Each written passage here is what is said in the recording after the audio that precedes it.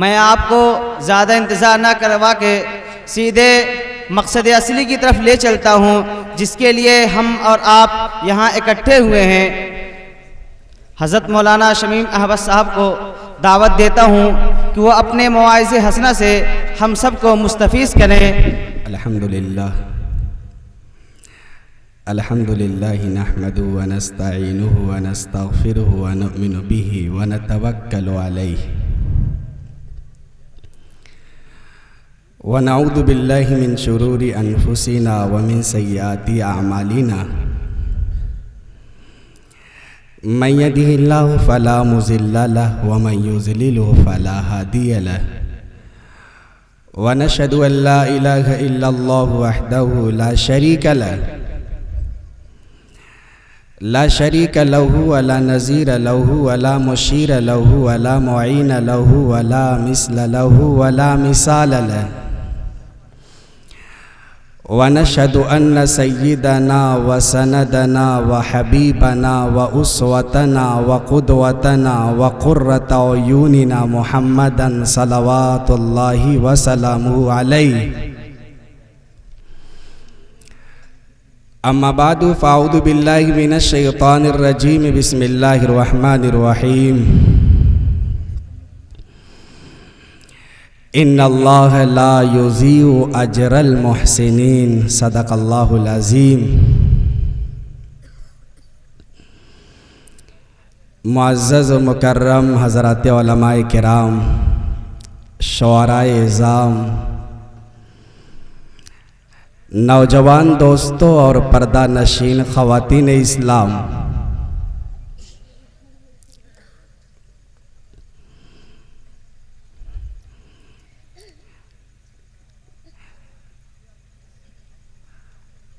مدرسہ دارالہدیٰ کے زیر اہتمام منعقد ہونے والا آج کا یہ عظیم الشان پروگرام بڑی آب و تاب کے ساتھ اپنے منزل کے آخری حصے میں جا پہنچا ہے۔ عزیز طلبہ اور طالبات نے جس انداز سے پروگرام پیش کیا ہے، صاف طور پہ یہ ظاہر ہوتا ہے کہ ان کے اساتذہ نے کافی محنتیں کی ہیں۔ اللہ رب العالمین سے دعا ہے کہ اللہ تعالیٰ ان کی محنتوں کو اور ان کی کوششوں کو برابر فرمائے اور ان طلبہ کو دین کا خادم اور دین کا سپاہی بنائے۔ امید کی جاتی ہے کہ یہ مدرسے میں پڑھنے والے طلبہ اور یہ طالبات دین متین کی خدمت میں اپنے آپ کو لگائیں گے، اور یہ حقیقت ہے کہ جن بچوں کے اندر دینی شعور پیدا ہو جاتا ہے وہ اپنے والدین کی خدمت کرتے ہیں۔ اللہ رب العالمین نے قرآن پاک میں اور سرور دو عالم جناب محمد الرسول اللہ صلی اللہ علیہ وسلم نے اپنی احادیث کے اندر بے شمار حقوق بیان فرمائے والدین کے۔ قرآن کریم میں صاف لفظوں میں اللہ تعالیٰ نے اپنی اطاعت کے بعد والدین کی اطاعت کا حکم فرمایا ہے، اور اللہ کے نبی علیہ السلام نے فرمایا کہ اگر میں محمد نماز پڑھوں اور میری والدہ نماز کی حالت میں مجھے بلا دیں تو میں محمد اپنی نماز توڑ کر اپنے والدہ کے حکم کی تعمیل کروں گا۔ جس ماں نے اور جس باپ نے مشقت کے ساتھ بچوں کی تربیت کی پرورش کی، بعد میں یہی بچے چل کر اپنے والدین کی خدمت کرتے ہیں، ان کا کہنا مانتے ہیں، اور پھر اللہ تبارک و تعالیٰ انہیں دنیا کے اندر بھی کامیاب کرتا ہے اور آخرت کے اندر بھی کامیابی عطا کرے گا۔ حضرت سلیمان علیہ السلام کا نام نامی آپ حضرات نے سنا ہوگا۔ اللہ کے جلیل القدر پیغمبروں میں حضرت سلیمان علیہ السلام کا نام آتا ہے۔ اللہ تعالیٰ نے انہیں نبوت بھی عطا فرمائی تھی اور بادشاہت بھی عطا فرمائی تھی۔ آپ کی حکومت جہاں انسانوں پہ تھی وہی جانوروں پہ تھی، سمندر کی مچھلیوں پر بھی تھی، ہواؤں پر تھی، دریاؤں پہ تھی، جناتوں پہ بھی تھی۔ حضرت سلیمان علیہ السلام کو ایک مرتبہ اللہ تبارک و تعالی نے حکم فرمایا کہ اے سلیمان علیہ السلام اپنے لشکر کے ساتھ دریا کے کنارے پہنچو اور میری قدرت کا مشاہدہ کرو۔ اللہ کا جب حکم آتا ہے تو پیغمبر بھی اللہ کے حکم سے سرتابی نہیں کر سکتا۔ حضرت سلیمان علیہ السلام اپنے لشکر کے ساتھ اور طاقتور جنوں کے ساتھ دریا کے کنارے پہنچے اور اللہ کے حکم کا انتظار کرنے لگے۔ چاروں طرف نگاہ دوڑائی، کوئی چیز انہیں ایسی نظر نہیں آئی جو انہوں نے پہلے سے نہ دیکھ رکھی ہو۔ اللہ کی طرف متوجہ ہوئے اور کہا یا رب العالمین، آپ نے مجھے دریا کے کنارے جانے کا حکم فرمایا ہے، میں اپنے لشکر کے ساتھ دریا کے کنارے آ گیا ہوں، مجھے تو کوئی ایسی چیز نظر نہیں آتی جو میں نے پہلے سے نہ دیکھ رکھی ہو۔ میں نے چاروں سمتوں کی طرف دیکھا، میں نے نیچے بھی دیکھنے کی کوشش کی، میں نے اوپر بھی دیکھنے کی کوشش کی، لیکن اے اللہ مجھے کوئی ایسی چیز نظر نہیں آ رہی ہے جو میں نے پہلے سے نہ دیکھی ہو۔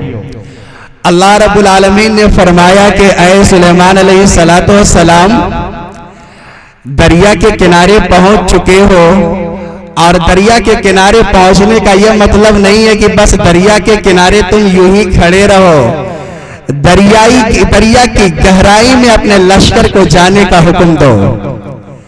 چنانچہ حضرت سلیمان علیہ السلام نے اپنے ایک طاقتور جن کی طرف اشارہ کیا اور طاقتور جن سے یہ کہا کہ تم دریا کے اندر جاؤ اور دیکھو کوئی ایسی نایاب چیز ملتی ہے تو اسے دریا کے اندر سے نکال کر کے باہر لا کر کے میری نظروں کے سامنے پیش کرو۔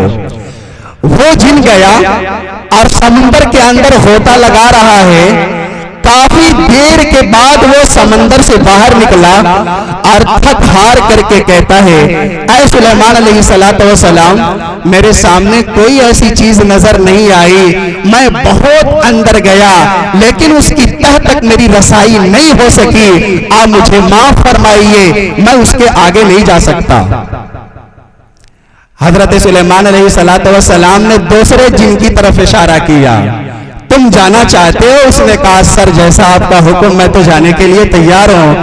وہ دریا کے اندر گیا اور اس سے کافی وقت میں اندر رہا، تلاش کرتا رہا، کوئی چیز ہاتھ سے ٹکرا جائے، سر سے ٹکرا جائے، پاؤں سے ٹکرا جائے، پھر اس چیز کو لے کر کے میں حضرت سلیمان علیہ السلام کے دربار میں پہنچوں۔ کافی دیر کے بعد تھک ہار کر کے آیا، سانس بھی بڑی تیزی کے ساتھ اس کا چل رہا تھا، اور حضرت سلیمان علیہ السلام کے سامنے منت اور عاجزی کے ساتھ کہتا ہے کہ اے سلیمان علیہ السلام مجھے کوئی چیز ایسی نہیں ملی جو میں آپ کی خدمت میں پیش کر سکوں۔ حضرت سلیمان علیہ السلام نے پھر حکم دیا آصف ابن برخیا کو۔ آپ جانتے ہیں آصف ابن برخیا کون؟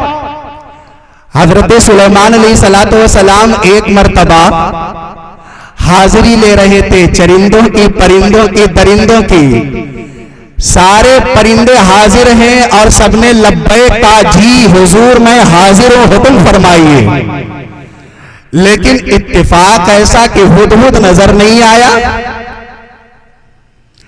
حضرت سلیمان علیہ السلام نے کہا ہدہد کہاں ہے؟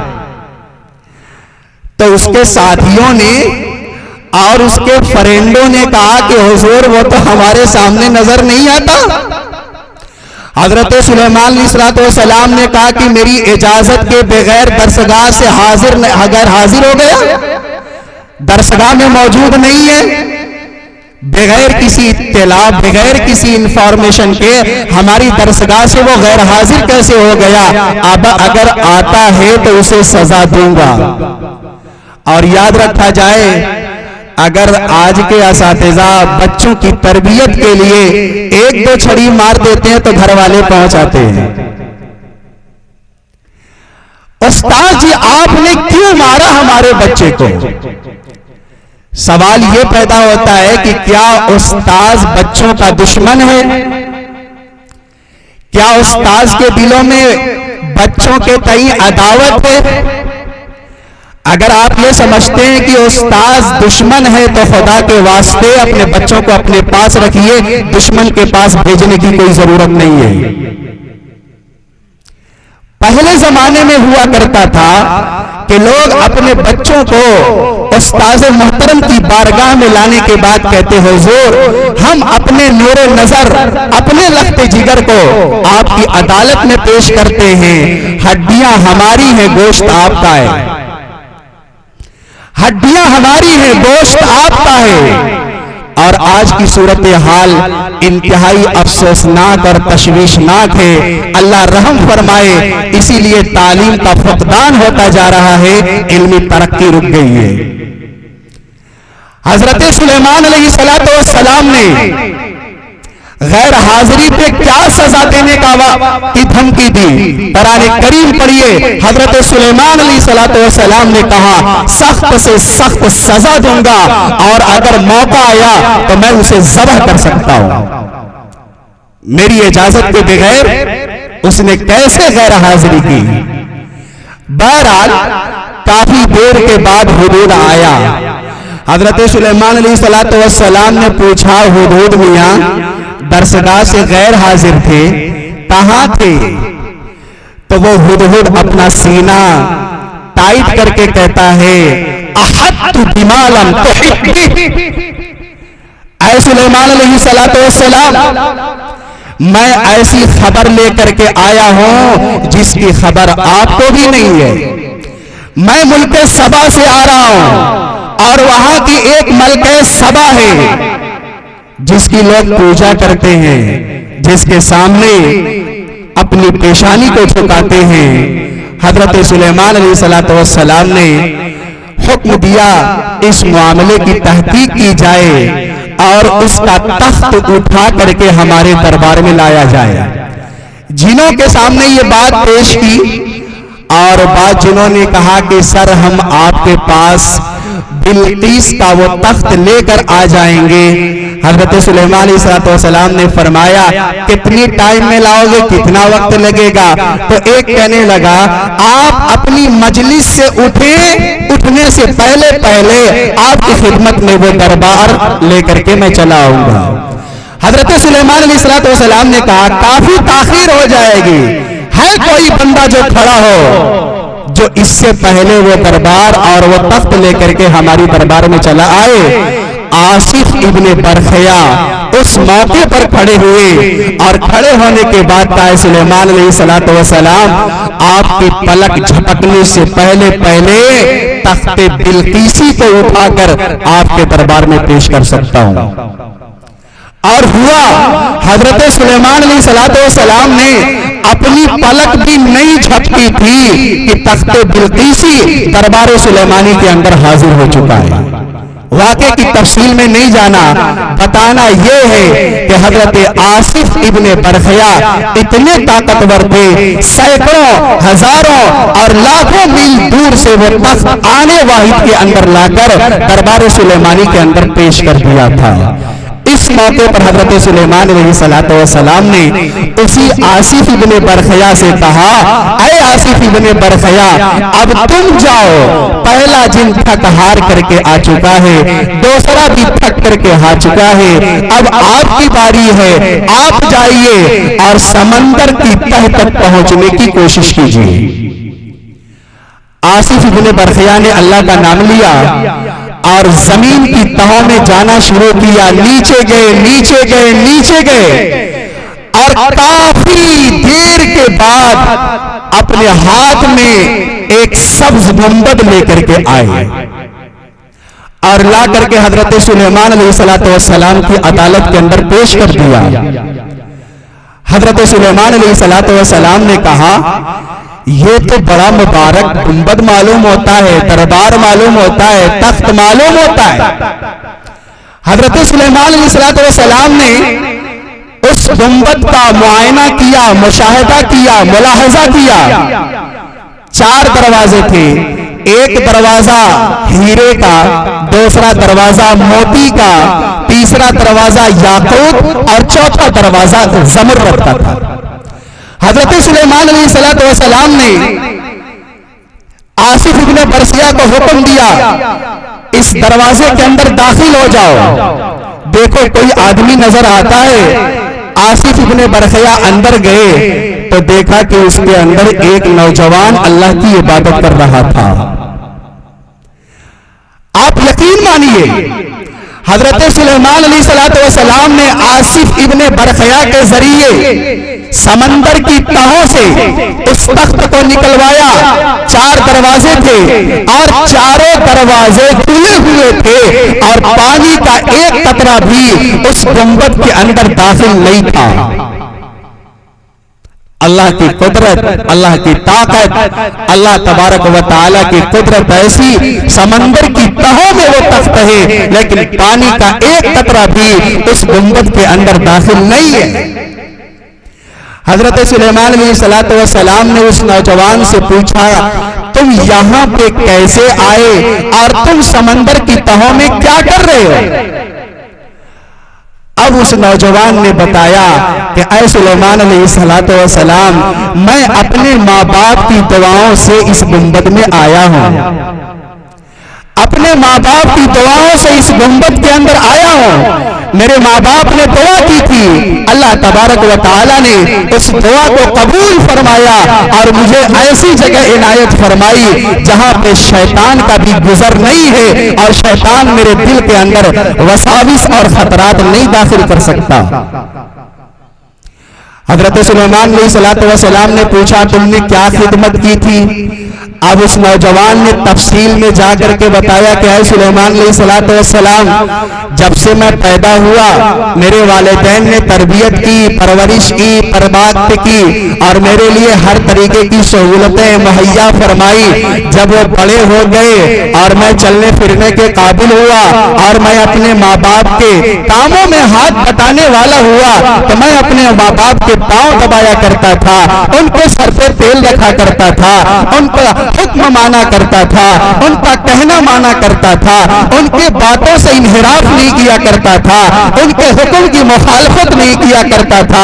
اور ایک عرصہ گزر گیا، والد صاحب بھی کافی عمر دراز ہو چکے، والدہ بھی کافی عمر دراز ہو چکی اور ایک وقت وہ آیا جب زندگی کے آخری لمحات تھے میری والدہ کے، میں نے اپنی والدہ کو دیکھا تھا زمین پہ لیٹی ہوئی تھی اور رو کر کے اپنے ہاتھ کو فضا کے اندر بلند کر کے کہا تھا اے اللہ میرے لخت جگر نے، میرے نور نظر نے میری اتنی خدمت کی ہے، میرا اتنا ساتھ دیا ہے اور اتنی محبت کا اظہار کیا ہے، اللہ میں اپنے نور نظر سے راضی ہوں، اللہ میں اپنے لخت جگر سے راضی ہوں، اے اللہ تو بھی اس سے راضی ہو جا اور اس کی عمر کو حیات اور اس کی عمر کو لمبی فرما، اس کی حیات کو دراز فرما۔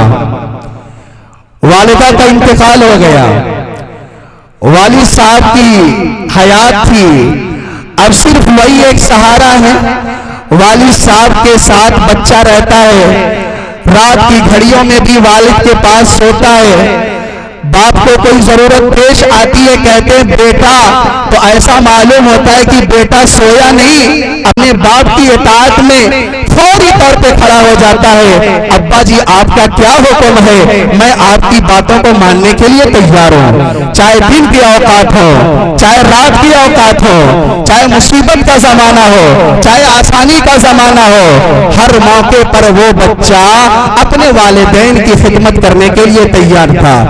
اب والد صاحب بیمار ہو گئے، زندگی کے آخری لمحات چلنے لگے، ایسا معلوم ہو رہا ہے کہ روح افس عنصری سے پرواز کر جائے گی، جان حلق کے اندر اٹکی ہوئی اکھڑی اکھڑی سانسوں کا بھروسہ کیا ہے، آنکھیں بالکل پلٹنے والی ہیں، اب ملک الموت بھی والد محترم کے پاس آنے والے ہیں۔ اس موقع پر والد صاحب نے اپنے دونوں ہاتھ کو فضا میں بلند کرتے ہوئے کہا، اللہ یہ میرا نور نظر، یہ میرا لخت جگر، پوری زندگی میری خدمت کرتا رہا، پوری زندگی میری اطاعت کرتا رہا، پوری زندگی میرے حکم کی بجا آوری کرتا رہا، پوری زندگی یہ میرے پاؤں دباتا رہا، پوری زندگی یہ میرے سر پہ تیل لگتا رہا اور میری آواز میں آواز ملاتا رہا، میرے کندھے سے کندھا ملاتا رہا، کبھی اس نے میرا دل نہیں دکھایا، کبھی اس نے مجھے کوئی تکلیف نہیں پہنچائی۔ اللہ میرے بچے کی حیات دراز فرما دیجئے،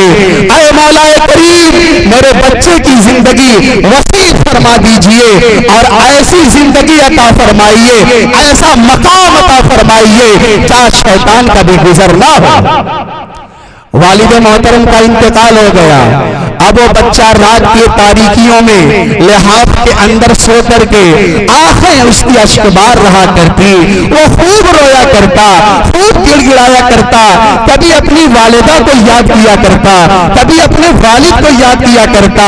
پوچھئے ان سے جا کر جن کے سروں سے ان کے ماں باپ کا سایہ اٹھ چکا ہے، سب کچھ گھروں پہ موجود ہے، کھانے کے لیے انتظامات موجود ہیں، رہنے اور سونے کے لیے انتظامات موجود ہیں، اسباب راحت مہیا ہے، لیکن گھر میں والد نہیں ہوتے تو گھر کے اندر اندھیرا چھا جاتا ہے، والدہ نظر نہیں آتی تو زندگی اضطراب کی گزرتی ہے، بے چینیوں میں گزرتی ہے، پریشانی میں گزرتی ہے۔ آپ پوچھئے ساری دنیا کے اندر محبت کرنے والے ظاہری آپ سے محبت کر سکتے ہیں، لیکن ایک ماں ایسی ہے جو اپنے بچے سے سچ مچ محبت کیا کرتی ہے۔ آپ جانتے ہیں مصیبت کے عالم میں، پریشانی کے عالم میں لوگ اپنے گھروں کو چھوڑ کر کے، لوگ اپنے وطن عزیز کو چھوڑ کر کے سعودیہ کا راستہ اختیار کرتے ہیں، دبئی کا راستہ اختیار کرتے ہیں، قطر کا راستہ اختیار کرتے ہیں، لندن کا راستہ اختیار کرتے ہیں، دو چار پیسے کمائیں گے، دو چار پیسے حاصل کریں گے، اپنے والدین کی خدمت کریں گے، اپنی بیوی بچوں کا انتظام کریں گے۔ مجبوری کے عالم میں کوئی اپنے گھر کو چھوڑتا ہے، پریشانی کے عالم میں کوئی اپنے وطن عزیز کو ترک کرتا ہے۔ سرکار دو عالم جناب محمد الرسول اللہ صلی اللہ علیہ وسلم جب ہجرت مبارکہ فرما رہے تھے، ایک ٹیلے پر کھڑے ہو کر کے آپ نے خانہ کعبہ کو خطاب کرتے ہوئے کہا تھا، ما اطیبک من بلد واحبک الی ولولا ان قومی اخرجونی ما سکنت غیرک۔ اے اللہ مکے کے باشندے اگر مجھے مکے سے نہ نکالتے تو میں محمد عربی کبھی اپنے وطن عزیز کو چھوڑ کر کے دوسری جگہ کا راستہ اختیار نہ کرتا۔ کیا کسی کو شوق ہے اپنے بچوں سے علیحدہ رہنے کا؟ کیا کسی کو کسی کی چاہت ہے اپنی بیوی سے پہلو تہی کرے؟ کیا کسی کی یہ تمنا ہوتی ہے اپنے والدین کے سائے سے نکل کر کے مشقت کی زندگی سعودیہ کے اندر، پریشانی کی زندگی دبئی اور قطر کے اندر جا کر کے برداشت کرے؟ کون ہے جو اس کے زخموں پہ مرہم رکھے گا؟ کون ہے جو بیٹے کے آنسو پوچھے گا؟ کون ہے جو ماں باپ ہی ہوتے ہیں جو اپنی دعاؤں کے اندر اپنے بچوں کو یاد کیا کرتے ہیں؟ لیکن جب بچہ سعودیہ سے کما کر کے آتا ہے، اپنے گھر پہ پہنچنے والا ہوتا ہے، گھر کے اندر خوشی کا ماحول ہوتا ہے، گھر والے بڑے انتظار کیے ہوئے ہوتے ہیں، ایسا معلوم ہوتا ہے اپنا کلیجہ نکال کر کے باہر رکھ دیں گے۔ اب وہ بچہ سعودیہ سے سفر کرتے اپنے وطن عزیز کی راہ اختیار کرتے ہوئے اپنے گھر کی دہلیز پہ قدم رکھتا ہے، ایک طرف سے اس کی بیوی لپکتی ہے، دوسری طرف اس کی بہن دوڑتی ہوئی آتی ہے، تیسری طرف اس کے بچے دوڑتے ہوئے آتے ہیں۔ بیوی کہتی ہے، اے میرے شوہر نامدار آپ نے میرے لیے کیا انتظام کیا ہے؟ بچے دوڑ کر کے کہتے ہیں، ابو آپ نے میرے لیے کھلونے کا انتظام کیا یا نہیں کیا؟ بہن آتی ہے اور آ کر کے کہتی ہے اے میرے بھائی آپ نے میرے لیے زیورات کا انتظام کیا یا نہیں کیا؟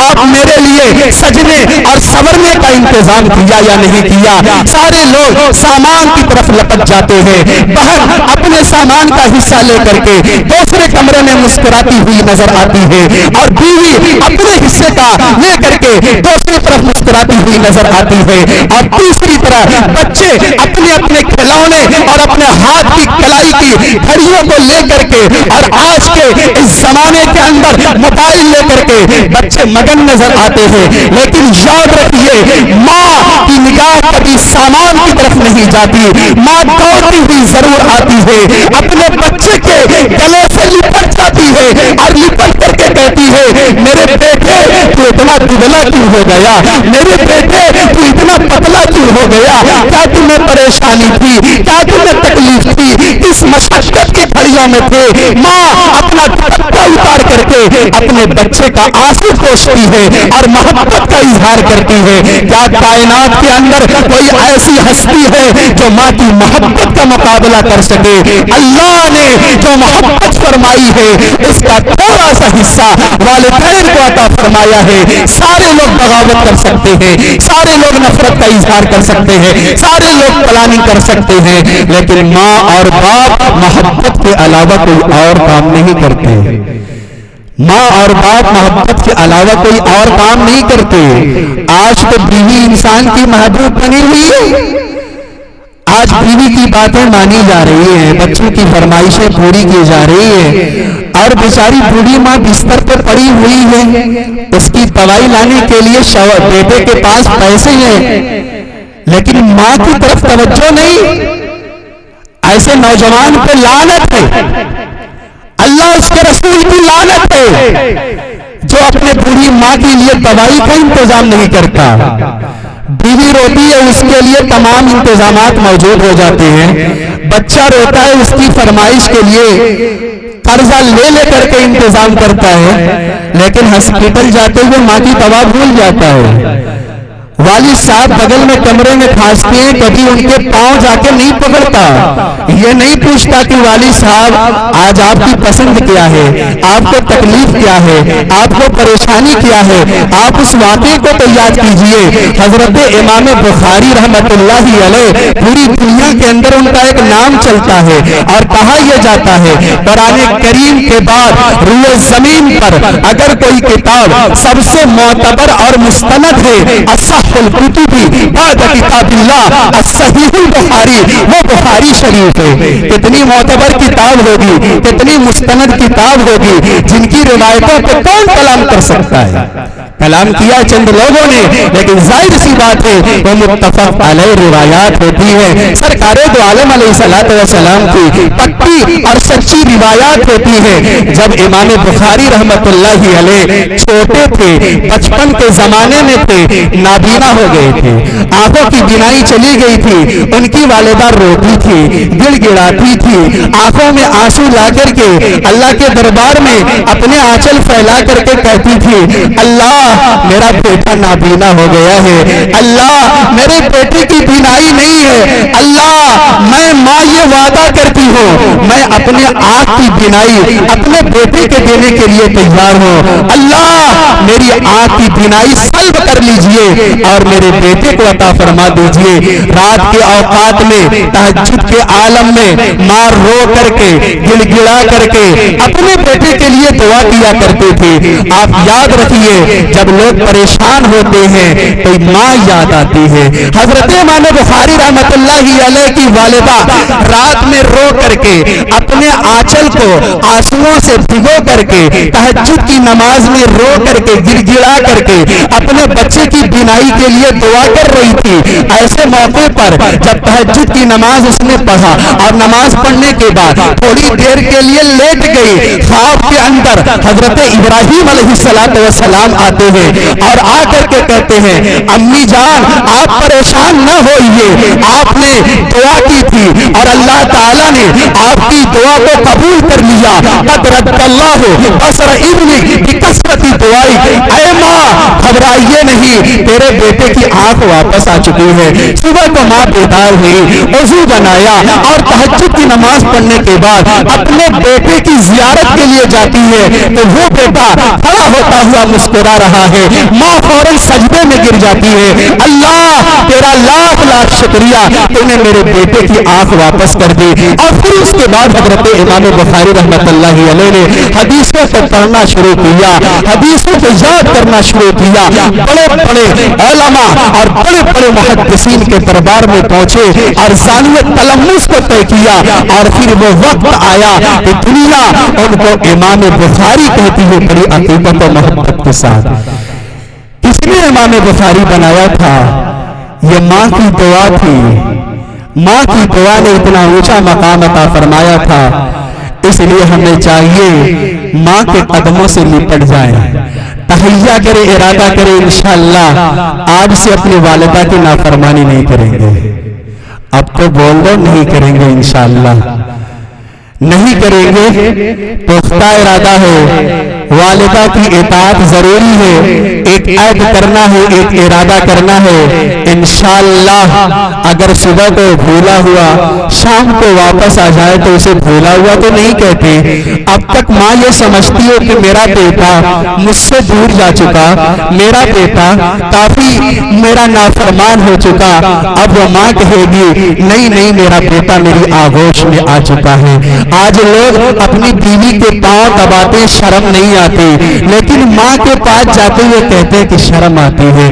جس ماں کی چھاتی سے 2 سال تک مسلسل دودھ پیا ہو, جس ماں کی چھاتی پر رہ کر کے بچہ لیتا ہو, اور سردی کے زمانے میں ماں جب لیٹتی تھی اور بچہ پیشاب کر دیا کرتا تھا, ماں خود گیلے بستر پہ سویا کرتی تھی اور اپنے لختے جگر, اپنے نور نظر کو خشک بستر پہ سلایا کرتی تھی. اور اگر کبھی بیٹا بیمار ہو جایا کرتا تھا, ماں باپ بے چین ہو جایا کرتے تھے, ماں باپ پریشان ہو جایا کرتے تھے. اپنے علاج کی فکر نہیں ہوتی لیکن اپنے بچے کے لیے دوا کا انتظام کرتے. کتنے ماں باپ ایسے ہیں جو دعا کرتے ہیں, اے اللہ ہماری عمر کا حصہ ہمارے بچے کو عطا فرما دیجئے, اسے اسلام کا آفتاب و مہتاب بنا دیجئے, اللہ اسے دین کا خادم اور شیدائی بنا دیجئے, اسلام کا وفادار بنا دیجئے. اور جب ماں کی گود پاک اور صاف تھی اور ماں نے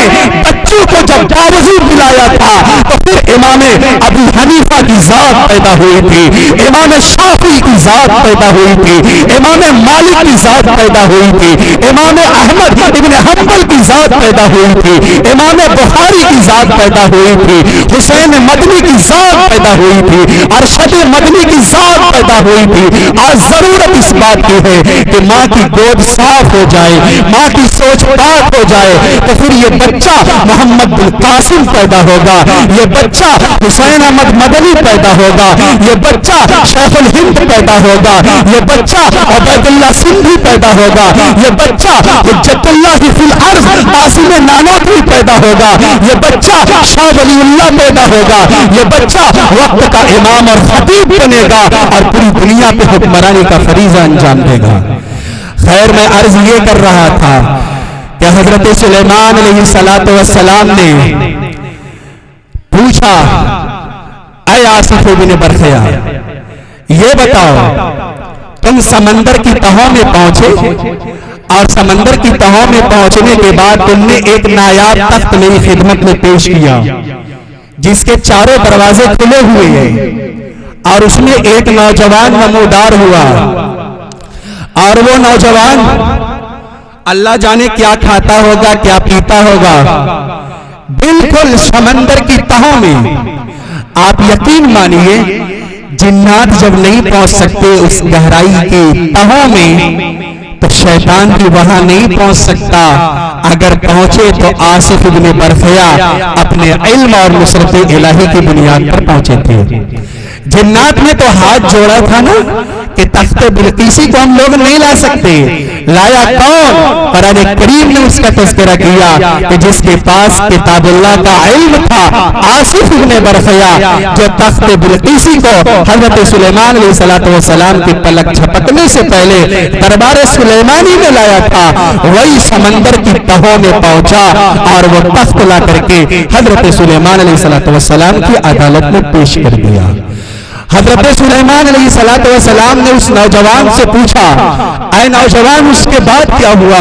وہ نوجوان کہتا ہے کہ پہلے والدہ کا انتقال ہوا، اس کے بعد والد صاحب کا انتقال ہوا اور میں رونے لگا، آنکھوں سے آنسو جاری ہو گئے. اب مجھے اپنے گھر سے وحشت معلوم ہونے لگی، اب مجھے گلیوں کے اندر خوف محسوس ہونے لگا. آپ یاد کیجئے حضرت موسیٰ علیہ السلام جب کوہ طور پہ جا رہے تھے اللہ سے بات کرنے کے لیے، اللہ سے گفتگو کرنے کے لیے، اللہ کی طرف سے کبھی کوئی وارننگ نہیں آئی. اور جب موسیٰ علیہ السلام کی والدہ کا انتقال ہو گیا، اب کوہ طور پہ پہنچ رہے حضرت موسیٰ کلیم اللہ، اللہ کی طرف سے آواز آئی، موسیٰ سنبھل کر کے آنا. حضرت موسیٰ علیہ السلام فوری متوجہ ہوئے اللہ کی بارگاہ کی طرف اور کہا، مولا متعدد مرتبہ میں تو طور پہ آیا لیکن آپ کی طرف سے کوئی وارننگ نہیں آئی، اس مرتبہ مجھ سے کون سی خطا ہوئی ہے؟ اللہ کی طرف سے وہ غیبی آواز آئی، اے موسیٰ تمہاری ماں زندہ تھی اور تمہاری ماں کی دعاؤں کی بنیاد پر میں تیرا خیال کرتا تھا، تیری رعایت کیا کرتا تھا. موسیٰ کان کھول کر کے سن لے، اب تیرے لیے کوئی دعا کرنے والا نہیں ہے، اب خدا کے دربار میں آؤ تو سنبھل کر کے آؤ. ماں کی دعائیں کتنا اونچا مقام عطا فرماتی ہیں. دربار خدا میں جاتے ہیں تو وارننگ بھی نہیں ملتی. اور اب جب بھی والدہ کا انتقال ہو چکا ہے، والدہ خدا کو پیاری ہو چکی ہیں اور اب اللہ کے دربار میں پہنچے تو اللہ کی طرف سے ندائے غیبی آئی اور یہ کہا گیا، سنبھل کر کے آنا، اس لیے کہ تمہارے سر سے تمہاری ماں کا سایہ اٹھ چکا ہے. نوجوان نے کہا کہ اے سلیمان علیہ السلام، میری والدہ کا انتقال ہوا، اس کے بعد والد صاحب کا انتقال ہوا، اب مجھے کہیں اچھا نہیں لگتا. ایسا لگتا ہے کہ میری زندگی کا سورج غروب ہو چکا ہے، ایسا لگتا ہے کہ میری آرزویں خواب میں مل چکی ہیں، ایسا لگتا ہے کہ میری زندگی کے اندر کوئی لطف و سرور نہیں ہے، ایسا لگتا ہے کہ میں ایک زندہ لاش ہوں جو زمین پہ چلتا ہوں، ایسا لگتا ہے کہ میرے جسم کے اندر نہ خون ہے نہ روح ہے. اب میں کیا کروں؟ مجھے زندگی بالکل مایوس کن نظر آتی ہے، اب میں کیا کروں؟ اسی پریشانی کے عالم میں دریا کے کنارے پہنچا. اپنے آنسو پوچھنے کے لیے میں نے سمندر کا پانی لیا اور اپنے چہرے پر اس کو مارا اور اپنا چہرہ صاف کرنے لگا. آنکھ کھول کر کے دیکھتا ہوں تو سامنے یہ تخت نظر آیا. میں نے سوچا چلو اس تخت کا معائنہ کرتے ہیں. جیسے ہی میں اس کے اندر داخل ہوا، بڑی تیزی کے ساتھ وہ نیچے جانے لگا. میں اللہ کی طرف متوجہ ہوا، اللہ یہ کون سی مصیبت میرے اوپر آ رہی ہے؟ لیکن خوشی اس بات کی تھی وہ گنبد نیچے جا رہا ہے لیکن پانی کا کوئی قطرہ اس کے اندر نہیں جا رہا. ذہن میں توجہ ہوا، اللہ اتنی گہرائی میں میرے لیے کھانا کیا ملے گا، میرے لیے پانی کیا ملے گا؟ کافی پریشان ہوئے، کافی پریشان ہوئے. اور صبح کا جب وقت آتا تو ایک پرندہ اپنے چونچ میں انسان کے سر کے برابر کوئی چیز لا کر کے میرے سامنے پیش کر دیا کرتا، میں وہ کھا لیا کرتا. حضرت سلیمان علیہ السلام نے فرمایا، اچھا تم اسی طریقے سے اس کے اندر چلے گئے، یہ بتاؤ کہ تم کس نبی کے زمانے میں پیدا ہوئے؟ وہ نوجوان کہتا ہے کہ میں حضرت ابراہیم علیہ السلام کا امتی ہوں، میں حضرت ابراہیم علیہ السلام کا امتی ہوں. حضرت سلیمان علیہ السلام نے اس وقت کے لوگوں سے کہا، ذرا ہسٹری معلوم کرو بھائی کہ میرے اور ابراہیم علیہ السلام کے درمیان کتنے سال کا فاصلہ ہے. لوگوں نے ہسٹری معلوم کی تاریخ اٹھا کر کے دیکھی تو 2000 سال کا فاصلہ تھا. 2000 साल का फासला था। हजरत इब्राहीम अलैहिस्सलाम के जमाने में वो नौजवान पैदा हुआ, 2000 साल मुकम्मल हो चुके, सुलेमान अलैहिस्सलाम का जमाना आया और उस नौजवान का एक बाल भी सफेद नहीं था, एक बाल भी उसका सफेद नहीं था, उसका एक दांत भी टूटा हुआ नहीं था, वो बिल्कुल नौजवान था। हजरत सुलेमान अलैहिस्सलाम ने पूछा क्या खाते हो? बताया जन्नत से खुराक आती है वही खाता हूँ और दिन में एक बार खाता हूँ, 24 घंटे में खाने की जरूरत पेश नहीं आती, एक बार पानी पीता हूँ, पानी पीने की जरूरत पेश नहीं आती। ये सब मेरी दुआ का नतीजा है। हजरत सुलेमान अलैहिस्सलाम अल्लाह की कुदरत का अपने सर की आंखों से मुशाहिदा कर रहे थे और पूछा, ऐ नौजवान चलो दरबारे सुलेमानी में तो चलो, क्या तुम दोबारा वही जाना चाहते हो या मेरे साथ जाना चाहते हो? वो नौजवान कहता है, ऐ सुलेमान शुक्रिया आपका, शुक्रिया आपका, आपको आपका दरबार मुबारक, आपके दरबार में जाऊंगा तो मुझे भूख भी लगेगी, मुझे प्यास भी लगेगी और मेरे सर के बाल सफेद भी हो जाएंगे और मेरा दांत भी टूट जाएगा और मेरी जवानी भी खत्म हो जाएगी। सुलेमान आपकी हुकूमत इंसानों पर, आपकी हुकूमत दरियाओं पर, आपकी हुकूमत जिन्नातों पर, आपकी हुकूमत हवा पर, फजा पर, खला पर, मुबारक हो आपको ये तख्ते सुलेमानी, आपको मुबारक हो ये दरबार सुलेमानी, मुबारक हो आपको ये हुकूमत सुलेमानी। मैं आपका एहतराम करता हूँ लेकिन हुजूर माजरत चाहता हूँ, ऐसी मुबारक जिंदगी दोबारा नहीं मिलेगी, मैं तो फिर वही जाना चाहता हूँ जहाँ मेरे माँ बाप की दुआओं ने पहुँचा दिया है। और फिर उसके बाद वो नौजवान सलाम अर्ज करता है, हुजूर आपको अलविदाई सलाम, सलाम मुतारकत, सलाम का जवाब दीजिए। और ये गुलाम अपने माँ की दुआओं से उसी तख्त के पास पहुंच गया। अल्लाह ही जानता है उसका क्या हाल है। इस वाक़े से हम सबको ये सबक लेना चाहिए कि माँ बाप की दुआ इंसान को वहां पहुंचा सकती है जहां इंसान तसव्वुर नहीं कर सकता। माँ बाप होते हैं, खुदा रिज़्क़ के दरवाजे खोल दिया करता है, माँ बाप मौजूद होते हैं, उनकी दुआओं से मुसीबतें टल जाया करती है, माँ बाप मौजूद होते हैं, वो घर जन्नत नमा होता है और जब माँ बाप का साया सरों से उड़ जाता है तो फिर घर ये जहन्नम कदा बन जाता है। कदम कदम पे आजमाइशें, कदम कदम पे मुसीबतें, कदम कदम पे परेशानियां। खुश नसीब है वो लोग जिनके वालिदैन जिंदा हैं, खुश नसीब है वो लोग जिनके सरों पे उनके माँ का साया है, खुश नसीब है वो लोग जिनके वालिदैन बाकायदे हयात है। अल्लाह तबारक व तआला हम तमाम लोगों को जीते जी अपने वालिदैन की खिदमत करने की तौफीक अता फरमाए। हम सब इरादा करें, तहैया करें। माशाअल्लाह बच्चों ने बड़ा अच्छा प्रोग्राम पेश किया, बड़ा जबरदस्त प्रोग्राम पेश किया। दिल से दुआ निकलती है अल्लाह इन बच्चों को दीन का खादिम बनाए, इनके असातिज़ा की कोशिशों को बराबर फरमाए। नाज़िम आला हाफिज मकीम साहब को अल्लाह अपनी शाया निशान बदला अता फरमाए और पूरी सरजमीन कुर्रमपुर घाटम के लोगों को अल्लाह अमन व अमान के अंदर रखे, फिजाए खुशगवार के अंदर इन्हें जिंदगी गुजारने की तौफीक अता फरमाए। आखिरी बात अर्ज करके अपनी गुफ्तगू खत्म कर देता हूँ। बाज नौजवान वो हैं जो ये समझते हैं कि माँ बाप हमें डांटते हैं तो क्या करे, दिल दुखता है तो मजबूरी है ना, माँ बाप को डांटना पड़ता है चुप कराने के लिए। आखिरी बात जिक्र करके कुरान के हवाले से अपनी बात को मौकूफ कर देता हूँ। रात का काफी वक्त हो चुका है, 12 बजने वाले हैं और इरादा यही है कि बस गुफ्तगू यहीं पे मौकूफ कर दी जाए, क्योंकि सफर लंबा है, दूर तक जाना है और रात का काफी हिस्सा गुजर चुका है। इसलिए आप सभी हजरात इस बात को तवज्जो से सुने और अल्लाह मुझे भी अमल करने की तौफीक अता फरमाए, आपको भी तौफीक अता फरमाए। आपने सूरह यूसुफ पढ़ा होगा। हजरत यूसुफ अलैहिस्सलाम के 11 भाई थे और 12वें थे हजरत यूसुफ अलैहिस्सलाम। वालिद साहब का नाम था याकूब। हजरत यूसुफ अलैहिस्सलाम ने बचपने में ख्वाब देखा था कि 11 सितारे, एक सूरज और एक चांद मुझे सजदा कर रहे हैं। इन्नी रअयतु अहद अशर कौकबा वश्शम्स वल्क़मर रअयतुहुम ली साजिदीन। हजरत यूसुफ अलैहिस्सलाम ने ख्वाब देखा कि एक सूरज, एक चांद और 11 सितारे मुझे सजदा कर रहे हैं। यह ख्वाब देखने के बाद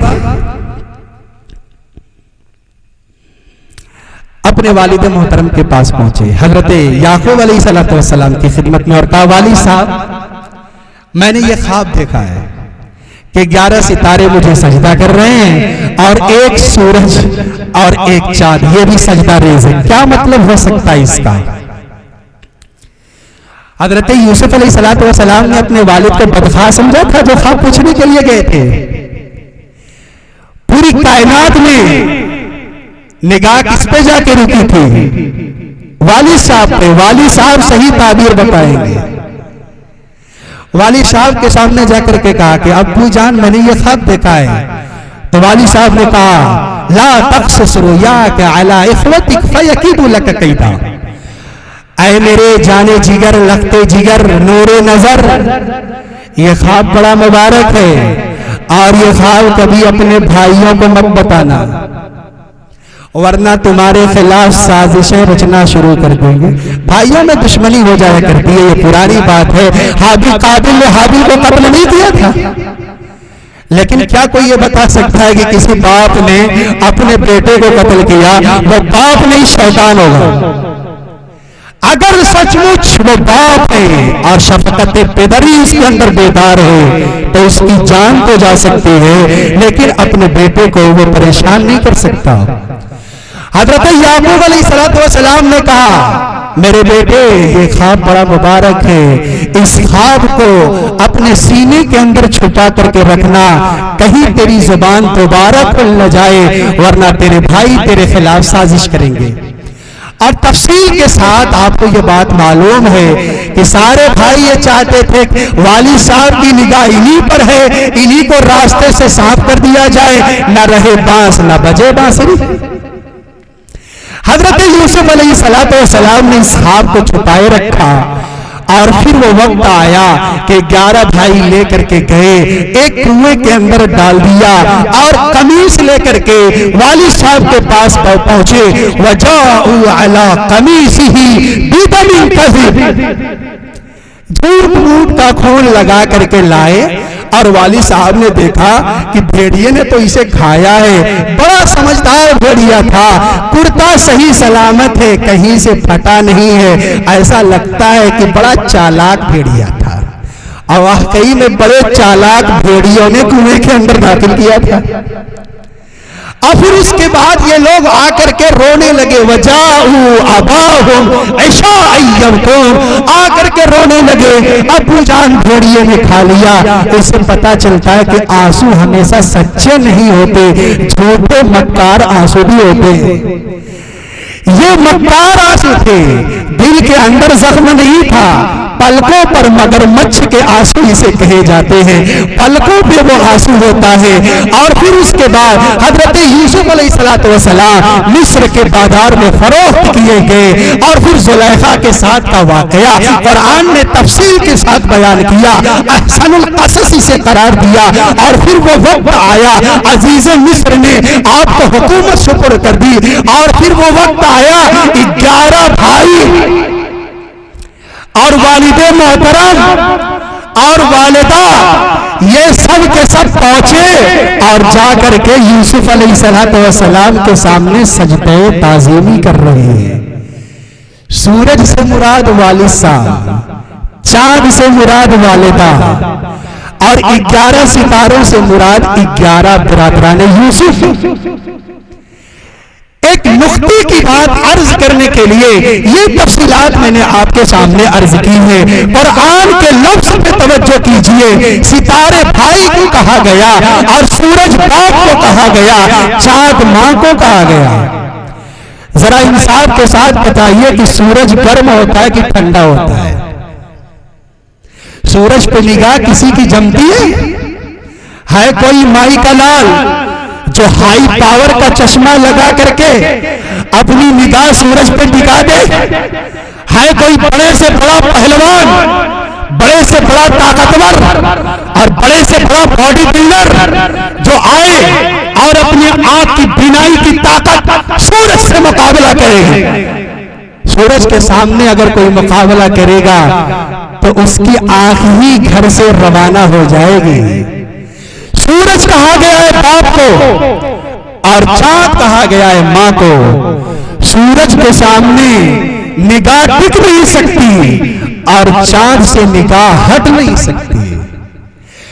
سورج کے سامنے کسی کی چل نہیں سکتی اور چاند کے سامنے ہر ایک کی چلتی ہے. سورج اپنے دامن میں صفت جلالی لیے ہوئے ہیں اور چاند اپنے دامن میں صفت جمالی لیے ہوئے ہیں. ہر ایک کی نگاہ چاند پہ جا کے ٹھہر جاتی ہے اور کسی کی نگاہ سورج کے سامنے نہیں ٹک سکتی. جب باپ کو سورج کہا گیا قرآن نے بتا دیا جیسے سورج کے سامنے تمہاری نگاہ نہیں ٹک سکتی، اگر تم اپنے باپ کی سچی اولاد ہو تو تم بھی اپنے باپ کے سامنے نہیں ٹک سکتے اور ماں کے سامنے تمہاری گاڑی چل جائے گی. اسی لیے ماں کے سامنے تو چھوٹے چھوٹے بچوں کی چل جاتی ہے. بچہ رونے لگے تو ماں اپنا کھانا اٹھا کر کے اپنے بچے کو دے دیتی ہے اور بچہ اور بچی کوئی گڑبڑی کرے تو ماں کو تھپڑ نہیں مارنا چاہیے ورنہ بچے اور بچیاں دونوں ماں سے لڑ جاتے ہیں. آئے دن کا مشاہدہ ہے. ماں کو یہ چاہیے اپنی صفت جمالی اپنے پاس رکھے اور صفت جمالی کا تقاضا یہ ہے تھپڑ نہ استعمال کرے، چپکے سے اشارہ کر دے صفت جمالی کے پے کر اپنے شوہر کو اور بچے اور بچیوں کے باپ کو. اور پھر جب باپ آئے گا سورج کی گرمی دکھائے گا، تھپڑ مارے گا. اس لیے وہ نوجوان خوش نصیب ہے جس کے باپ سخت ہے اور یہ باپ کی سختی خدا کی قسم رب کائنات کی طرف سے عطیہ اور تحفہ ہے. اس لیے جو نوجوان اپنے ماں باپ کے سامنے کھڑا ہو جاتا ہے، ہاتھ اٹھانے کے لیے کھڑا ہو جاتا ہے، یقین مانیے اگر سورج کے سامنے کوئی اپنی نگاہ کمانے کی کوشش کرے گا تو اس کے آنکھ کی روشنی ختم ہو جائے گی اور کوئی باپ کے سامنے سینہ تان کے کھڑا ہوگا اس کے ایمان کی روشنی ختم ہو جائے گی. اس لیے قرآن کے اسلوب کو سمجھا جائے، قرآن کے انداز کو سمجھا جائے. لائٹ کے لیے آپ کو گرم تار کی ضرورت بھی تو پڑتی ہے، ٹھنڈی تار کی بھی ضرورت پڑتی ہے. خدا کا انتظام ہے. اللہ نے ایک کو نرم مزاج بنایا، دوسرے کو سخت مزاج بنایا. ادھر سے باپ کا تھپڑ پڑے گا تو ماں کے آنچل سے آنسو پوچھا جائے گا. یہ خدا کی مرضی ہے، یہ خدا کی مصلحت ہے. وقت بھی ہو چکا، اب میں آپ کے سامنے مزید تفصیل نہیں عرض کرنا چاہتا. صرف اتنی سی گزاری ہے، ہر نوجوان یہاں پر جتنے لوگ بیٹھے ہوئے ہیں ذرا ایک مرتبہ میرے کہنے سے آپ اپنے ہاتھ کو اٹھا کر کے بتائیں انشاءاللہ اپنے ماں باپ کی خدمت کریں گے. کون کون کریں گے؟ ماں کے ایک مرتبہ تو کم از کم پاؤں کو دبائیں گے. اللہ تبارک و تعالی ہم تمام لوگوں کے ماں کو پاؤں کے دبانے کی اور سروں کو تیل رکھنے کی اور خدمت کرنے کی توفیق عطا فرمائے. آخر میں ایک مرتبہ میں پھر شکریہ ادا کرتا ہوں حافظ مدین الدین صاحب کا اور یہاں پر تمام آس پاس کے آئے ہوئے مہمانان کرام کا اور جن لوگوں نے بھی اتنے عظیم الشان پروگرام کو سجایا ہے، سوارا ہے. اللہ ہر ایک کو اپنی بارگاہ میں قبول فرمائے، ہر ایک کو جزائے خیر عطا فرمائے. اللہ بہتر سے بہتر بدلہ عطا فرمائے. ہم سب کو اللہ جب تک اس دنیا کے اندر رکھے اسلام کے اصول و ضوابط کی رعایت کرتے ہوئے زندگی گزارنے والا بنائے اور جب اٹھائے تو ہم سب کا ایمان پر خاتمہ ہو. وآخر دعوانا ان الحمد للہ رب العالمین.